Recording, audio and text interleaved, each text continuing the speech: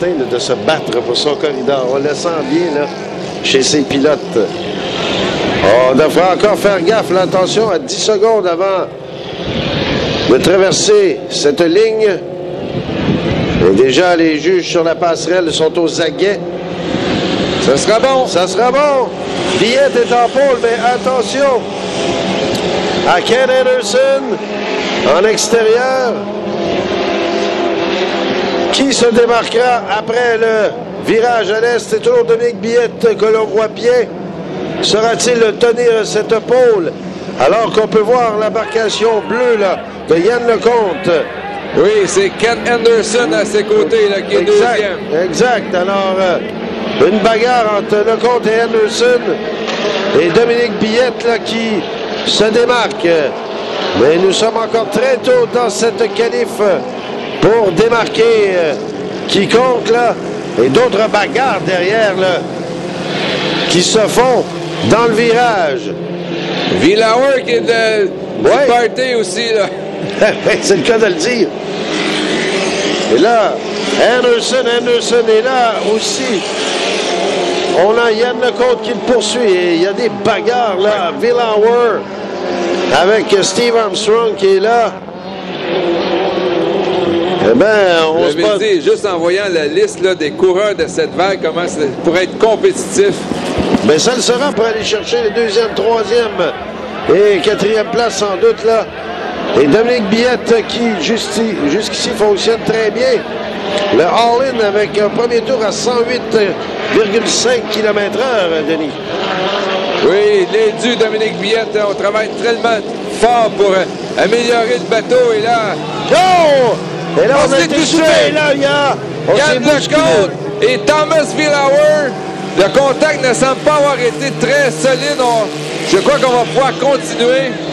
Oh, qu'on l'a échappé belle. C'est le côté gauche de l'embarcation de Yann Lecomte qui a été surélevé. C'est ralenti. Par la suite, Villauer a fait contact avec l'embarcation de Lecomte. Et là, ce qui amène Ken Anderson là, à remonter quelque peu sur Biette. Yann Lecomte qui s'en laisse pas imposer toutefois. Est-ce que son embarcation est endommagée? On le verra bien. Mais regarde-moi Ken Anderson, là, augmenter la cadence. Les vitesses sont similaires. 109,1 pour le all-in et 109,02 pour le 20 carnet de Ken Anderson, qui semble s'approcher toutefois. Ken Anderson, là, on va... Oui, parce que les tours sont similaires. Alors, Dominique Biette devra se méfier, là. Et se méfier parce qu'on augmente la vitesse dans le droit là, de la part de Ken Anderson. Ça va se corser, c'est certain. Yann Lecomte qui ne lâche pas. Poursuivi par Armstrong.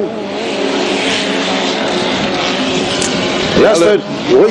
Et Alan Bush, puisque Villauer, là, après la collision, là, a vraiment ralenti complètement à l'arrière. Et là, Dominique Biette qui sent bien là, les attaques soutenues de la part de Ken Anderson. Dernier tour déterminant pour la première et deuxième place, alors que le drapeau blanc est levé, indiquant, et là, on a une bagarre ici avec Yann Lecomte et Steve Armstrong pour l'obtention de la troisième place. Et Biette tient bon, là. Ouais. Ce serait vraiment la course de sa vie depuis qu'il pilote, là, Dominique Biette. Il reste moins d'un tour à faire pour une première victoire. Ah, Dominique Biette qui s'accroche bien, Yann Lecomte qui s'accroche bien également en troisième place.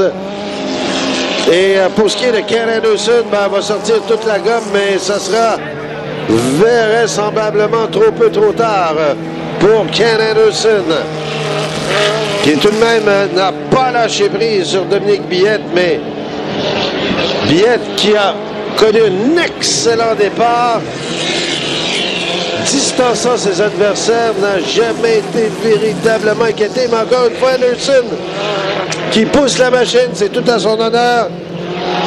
Et le drapeau à damier au all-in et Dominique Biette, suivi de Ken Anderson. Oh, pour la troisième. Et là, Yann Lecomte, à la toute dernière minute, va chercher cette troisième place, inquiété qu'il était par Steve Armstrong. Wow! Avec Alan Bush et Villauer. Chapeau à Dominique Billette. Oui. Ces gars-là travaillent tellement fort, ça pense hydroplane, ça fait... Et lui, c'est un gars qui a fait son embarcation, qui fait tout lui-même, et il pense juste à améliorer.